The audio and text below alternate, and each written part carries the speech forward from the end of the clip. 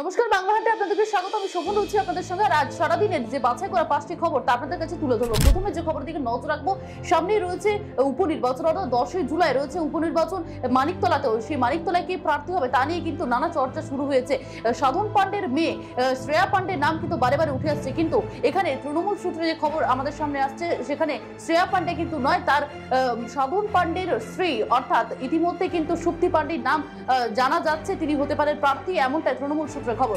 পরবর্তী যে খবরের দিকে নজর রাখবো তা হচ্ছে কি, আমরা জানি সকাল থেকে পার্ক স্ট্রিটে এবং ক্যামাল স্ট্রিটের যে মধ্যবর্তী জায়গা, সেই যে পার্ক সেন্টার, সেখানে কিন্তু অগ্নিকাণ্ডের ঘটনা ঘটে এবং ভয়াবহ অগ্নিকাণ্ডের জেরে কিন্তু ইতিমধ্যে চাঞ্চল্য সৃষ্টি হয়েছিল। সকাল থেকে 10:30টা থেকে কিন্তু একটা যানজটের সৃষ্টি হয়েছিল সেই এলাকায় এবং ভয়াবহ পরিস্থিতি, ভয়াবহ আকার ধারণ করেছিল সেই অগ্নিকাণ্ড। ধোঁয়া থেকে শুরু করে রেস্তোরাঁর ছাদ ধসে পড়ে গিয়েছিল এবং তার জেরেই কিন্তু 15টি সেখানে দমকলের বাহিনী যায় এবং তারপরে সেখানে দমকলের বাহিনীর চেষ্টায় কিন্তু আগুন নিয়ন্ত্রণে আসে এবং হতাহতের কোনো খবর পাওয়া যায়নি, কারণ এখনো পর্যন্ত জানা যায়নি।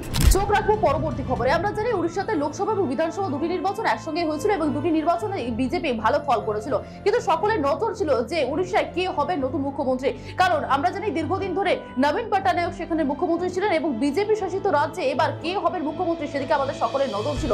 অবশেষে রাজনাথ সিং যার উড়িষ্যাতে এবং সেখানে ভূপেন্দ্র যাদবের সঙ্গে বৈঠক করেন এবং তারপরে যে নাম সামনে আসে সকলের, অবসরের যে জল্পনার যে দীর্ঘদিনের ছিল সেই অবসান ঘটায় এবং সেই অবসান ঘটানোর পরে যে নাম উঠে আসে সেটি হলেন শ্রী মোহন মাঞ্ঝির নাম উঠে আসে এবং উড়িষ্যার যিনি মুখ্যমন্ত্রী হবেন মোহন মাঞ্ঝি বলে জানা গিয়েছে। চোখ রাখবো পরবর্তী খবরে। আমরা জানি ডিএ বা মহার্ঘ ভাতা নিয়ে এই রাজ্যে আন্দোলন কম হয়নি। অবশেষে আমরা দেখেছিলাম যে ডিএ বা এই মহার্ঘ ভাতা নিয়ে রাজ্য সরকার কিন্তু বেশ কয়েক মাস আগে 4% ডিএ বর্ধিত করেছিল এবং সেই ডিএ বর্ধিত করার জন্য কিন্তু ইতিমধ্যে আজকে রাজ্য সরকারের তরফ থেকে নোটিফিকেশন জারি করা হয়েছে, যেখানে বলা হয়েছে মে মাস নয় এপ্রিল মাস থেকে তাদের বর্ধিত ডিএ দেওয়া হবে।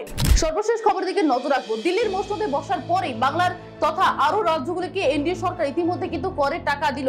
ইতিমধ্যে বাংলা পেল 10,513 কোটি টাকা এবং সব থেকে বেশি টাকা পেয়েছে কিন্তু উত্তরপ্রদেশ পেয়েছে 25,069 কোটি টাকা ইতিমধ্যে কিন্তু পেয়েছে উত্তরপ্রদেশ। এর পাশাপাশি পেয়েছে বিহার থেকে শুরু করে মধ্যপ্রদেশ তৃতীয় স্থানে রয়েছে, সেখানে পেয়েছে বেশ ভালো রকমের 10,000 কিছু টাকা পেয়েছেন মধ্যপ্রদেশ এবং বিহারও পেয়েছে এবং চতুর্থ স্থানে রয়েছে বাংলা।